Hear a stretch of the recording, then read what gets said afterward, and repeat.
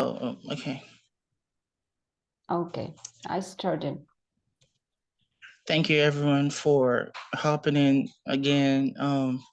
If you don't know me, my name is Ransom Onyema. I'm a medical student studying radiography currently in Nigeria, and I study Federal University of Technology, where a federal based in Nigeria, Imo State. And apart from my medical studies, I'm also a proficient medical writer. So I write paper writings, I write articles for clients.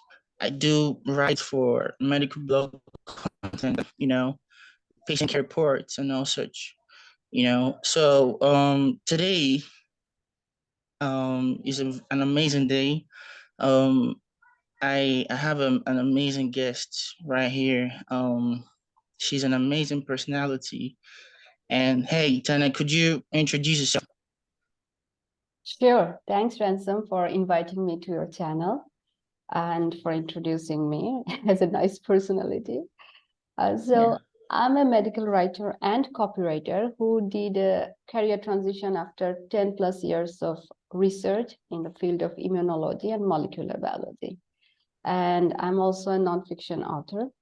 So I bring that scientific acumen from my research life and my writing skills together to digest evidence-heavy content for my readers. Okay, so where are you based right now? I'm in Canada right now. I'm based in Montreal. Okay, so that's amazing. That's really amazing. So I have some questions, to ask to our amazing guest, Tania, today. Tania, are you ready for the questions? Yeah, shoot. All right. So tell me, you know there are competition over there, in the writers community. And so tell me, how are you feeling about the writers community, like the competition? How are you feeling? Wow, you started with the hardest question, didn't you? But I like it. Thanks. I think everyone who transitioned to this career, they think of the competition, because when you are new, you Yeah. see these amazing people with so much knowledge, so much experience, skills, that it just could be overwhelming, and you could ask yourself if I'm made for this career. So to answer your question, how I feel about the competition, I don't feel a competition, but it's not because that I'm so great, nobody can write like me or etc. It's because when I transitioned, I studied the market a lot. I studied what is the content need, what is the current market demand, what are the skills and niche, and what other writers have. And then I positioned my skills in a way that could attract client. Since I have long research career, I offer my analytical skill. I have worked with very different cross-functional teams. So my offering for my clients is my diverse portfolio, my project management skill, quality content, along with my scientific acumen. So if any new writer can position themselves and offer something that is not every other writing is also offering, I think client will come to them for their service. So it doesn't matter what competition is out there and how the economy is. If you are strategic, you will have work. Wow, amazing. I love the fact that you talked about positioning, as a writer, and that's really amazing, Tanya. Great point. So before you transitioned into medical writing, what were you doing before? I so my first entry in the world of science is with my major in biochemistry. Then my master's thesis was in immunology. I studied vaccines and other vaccines for cholera, and also diagnostic methods from other infectious disease. And then I wanted to specialize more, and I started to work on the mechanisms. So I started my PhD in molecular biology, and I continued my research studying cellular and molecular biology until my postdoc in Canada. So I was working in a lab with Mount Sinai, the Sinai Health System. And that's when I started to explore what are the career options. And I found this role that was new for me. I wasn't aware of them. And I think it's the case for many writers that are transitioning to medical writing now. So I found that this is exactly what meets my expertise. And I wanted to be an entrepreneur for a long time. And I felt like I have the business acumen that I would need to run a business. So I didn't hesitate to give it a try. Wow, amazing, amazing. And yeah, that's amazing. So tell me, what's your process, in making a business decision? So how do you come about making a business decision for yourself? Okay. Did you only decide to ask the hard questions?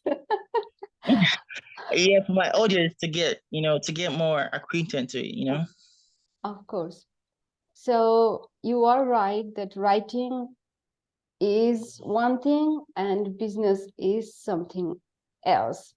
I'm a good writer doesn't guarantee that I am also a good business person to generate enough revenue. Uh, there are some soft skills that you can use in both writing and running a business, but there are also some unique skills for a business. You need to be strategic, follow an action plan, be consistent, be patient, make necessary adjustments, because things will change. You can never stick to your original plan. You have to be flexible. And most importantly, make timely decision. You have to flow with the market. You have to know where the market trend is going, and again, position your service to that trend. So I think these are some of the some of the top skills that I can think of now. Yeah. Okay, so I believe that will go a long way for the audience, right? And if my audience have some questions, for you, they can also reach out to me. Then I'll send you over the questions for you to answer more for them. But Yeah, before we, you can yeah, reach out to me, or also they can find me in LinkedIn, or also like write directly to me. Either way, all right, as cool. long as the So questions are answered. yeah, sure, amazing. Tanya, can medical writing be taken as a full-time profession or job? As you are already a healthcare professional already. And so tell me, can medical writing be taken as a full-time profession? Of course, and a lot of people are already doing that. Mm, You can totally take it as a full-time position. But then if you are only depending on your writing service to pay your bills, then you have to be prepared for that too, because you are not going to earn enough money from your first month, or probably in your first quarter. So be prepared before you go full-time in it. Have a plan, yeah. a contingency plan. And yes, then of course, stay connected with your network, with other medical writers, other business persons, so that you can get enough help, and you can totally do it, according to me.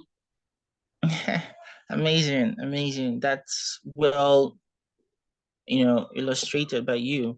And I want to ask you a question, right? You know the era, we're in the era of AI, right? Mm. Artificial intelligence, you have ChatGPT and etc. So tell me, how do you integrate AI in your writing skill? I embraced the AI technology from the very beginning. Okay. Because I was curious, and it was so much fun to browse all the possibilities that AI brought to us. And also at the beginning, when I didn't know the medical writing industry well enough, I was also scared, like many other people, that if AI can generate content just with a prompt in seconds, if there will still be enough demand for medical writers.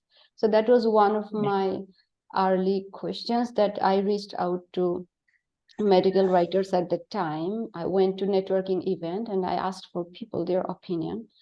And so even though you didn't ask this question, just for the audiences, that no, AI cannot replace a medical writer. AI can only help. And I take help from AI frequently, but in my content, there is not one word that comes from AI, or like there is no plagiarism, no copyright infringement or anything there. And the way you can do it is that you can use AI to write faster, because writing fast is very important in the healthcare industry. Projects are moving faster. There's always a deadline. There's always a timeline. And that's where AI can serve you really well. So I use AI for my early research. But since I have a research background, a long research background, I understand when AI is giving me the response, what to rely on and trust, what not to, what to cross check. But to have that initial frame, that helps.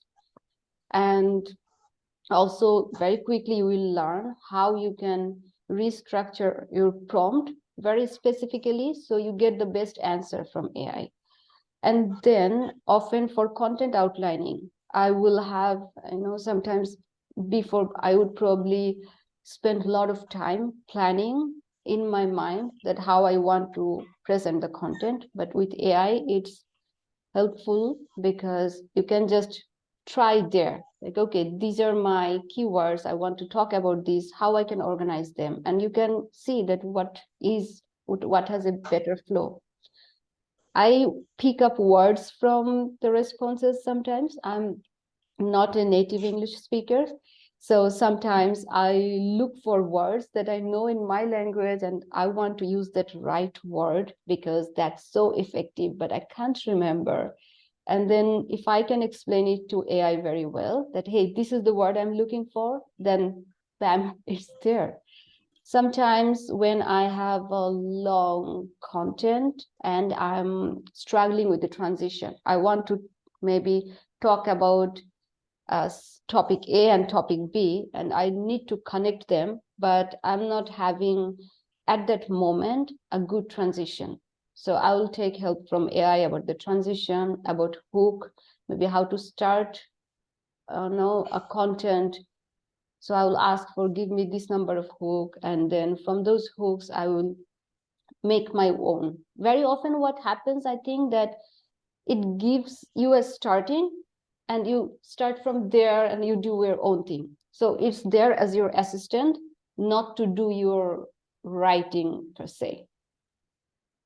Absolutely. I love the fact that you talked about AI is not going to replace with the medical writers, and that's absolutely true. Let me summarize that because AI don't have the connection, right? People, the readers are human beings, they're not robots. You know, they want to feel the connection while they're reading or an article or a journal publication or a patient care report or white papers. They need connection. So that's why AI don't have that connectivity between the AI and human beings. So that's why human beings are still valid in terms of writing. And I also love the fact that you said about AI is not there to write the whole thing for us. It's just there to, generate some content for us when we are stuck, right? When we are out of ideas, in terms of writing and everything. So that's absolutely amazing, Tanya. So I have just last question for you. Are you What's ready? that? Yes. Tell me how ready are you for the question, for the last question? How ready are you? Tell me. Sorry, how? How ready are you for the question? Oh, The last question. as much readiness as you need. Give it a percentage out of 100. Give it a Oh, percentage. 110. That's very non-scientific. Are you serious? Okay, it's cool. So,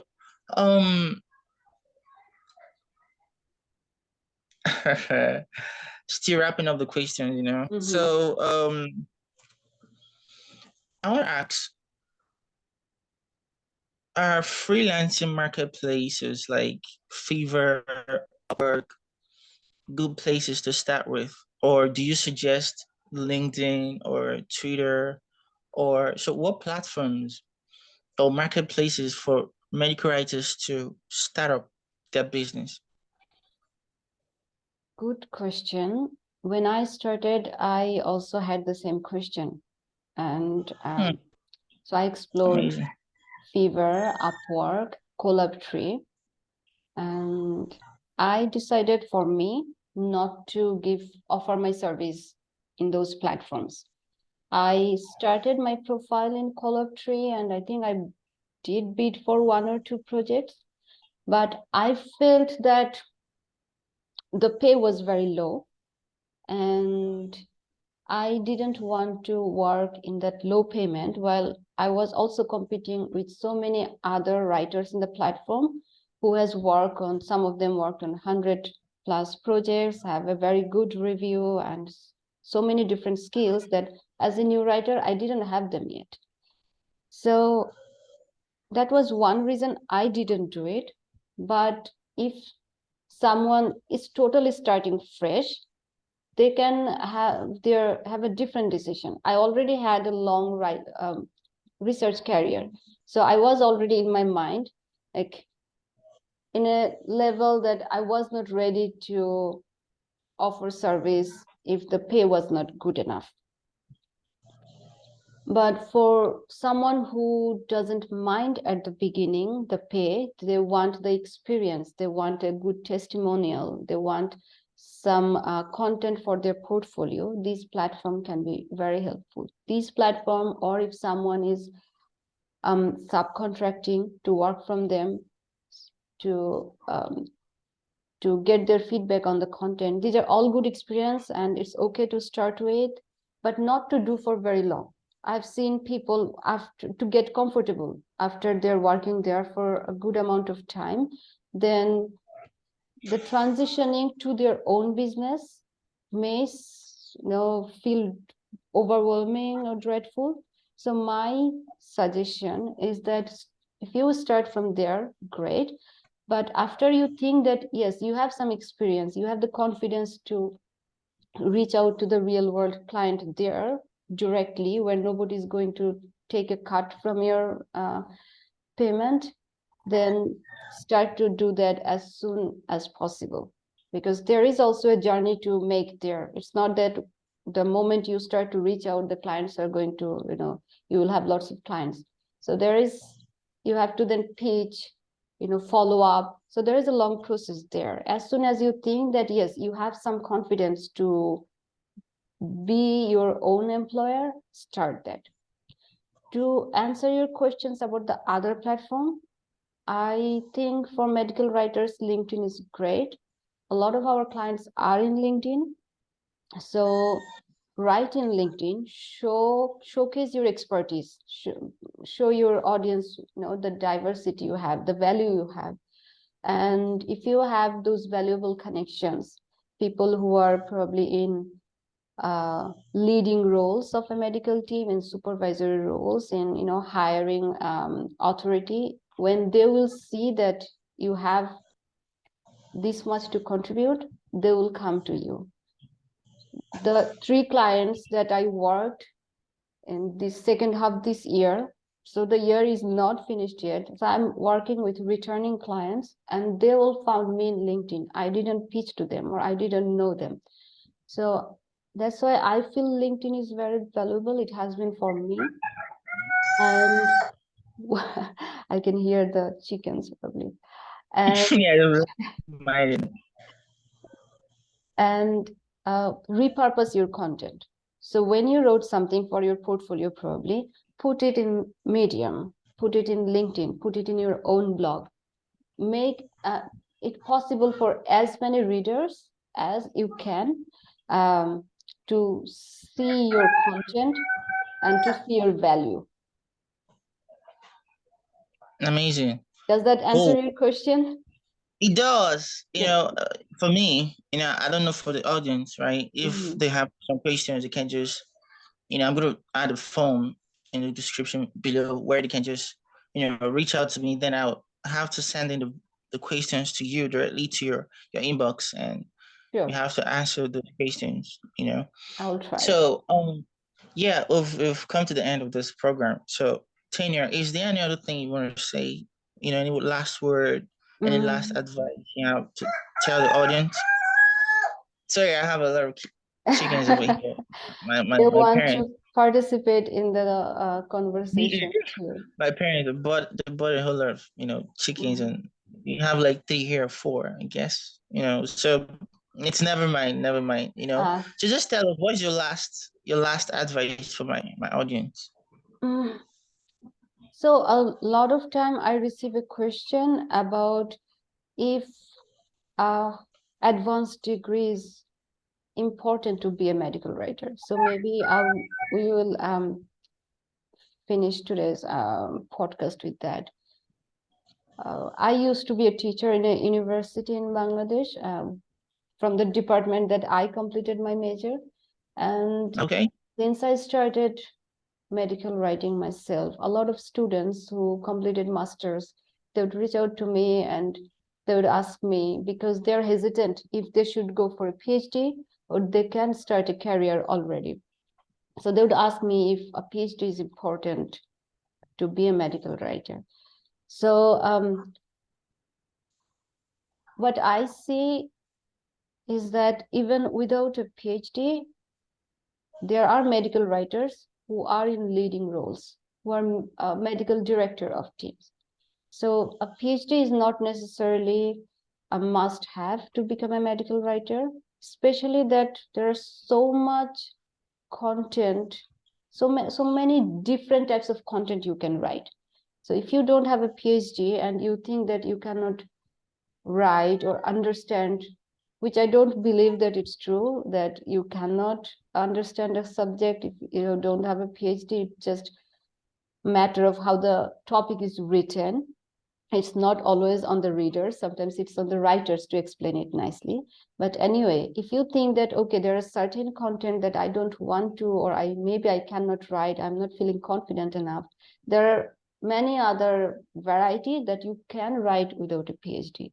So start with them and then you'll see that a path will open. When you start with one type of content, very quickly you will transition to writing other type of content. And if you feel confident, then expand your niche or stay in your niche. And if you're interested, do a PhD, but it's not a must have for someone to be a medical writer. A PhD or even like any advanced degree, you are studying in the medical school, right? But there are medical Yeah. writers who are not from medical school, who are not from academia. So it's totally possible. It depends on how invested you are to your career. Absolutely. I do agree. I do agree. I don't have a PhD, neither do I have a master's, right? I'm still an undergraduate in in the school, and you know, I still have some skill in medical writing. So it doesn't matter if you have a master's degree or a PhD or whatever qualifications. And having a medical background doesn't really matter, right? But it does matter in some extent, but in reality, it doesn't really matter. So I do agree. And thank you so much for taking up your time.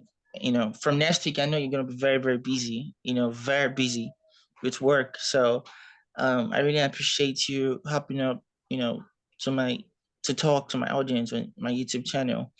And I believe that the audience is gonna have some, great insights on these questions and your answers, today.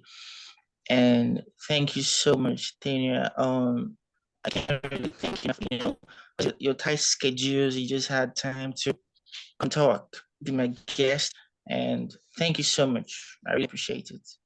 So, Thanks. Thanks. I want you all to, yeah, I want you all to subscribe to my YouTube channel. Click the like button. You can share to other writers you think this video is gonna be beneficial to, and yeah, we'll go from there. Sure. I want to add though, even though our advanced degree is not a must, but it can help. Like your medical school is going to, mature your scientific thought, your analytical skill, etc. So it's if you have it, you can totally use it to your benefits, but don't be sad or negative that you don't have it. You can make without advanced degree. That's what I think my message is. And yeah, thanks. I will Thank subscribe to your channel. Of course, I'm curious, I'm glad that you are doing it, you. trying to help so many other writers. Very nice of you. Yeah, yeah. I'm just trying to make it, like I'm trying to, how will I put it right now? I'm trying to make meet. I want to meet, like, I want to make other people out there to feel relaxed, right? What I mean by that is there are a lot of imposter syndrome out there, right? Mm, When I mm. started my writing skills, my first day in the university, and I faced a whole lot of imposter syndrome. Imposter syndrome is like writer's block, right? So doing this kind of interviews, uploading on my YouTube channel is gonna be an arrangement, and also to meet and share to a larger audience, for them to grab something and for them to know that they are not the first person to be in that situation. There are others that passed through that situation and they really succeeded and they too can make it too. So yeah, thank you so much. Hey, you have a great rest of the day, and I'll stop recording. You too. Yeah. Okay.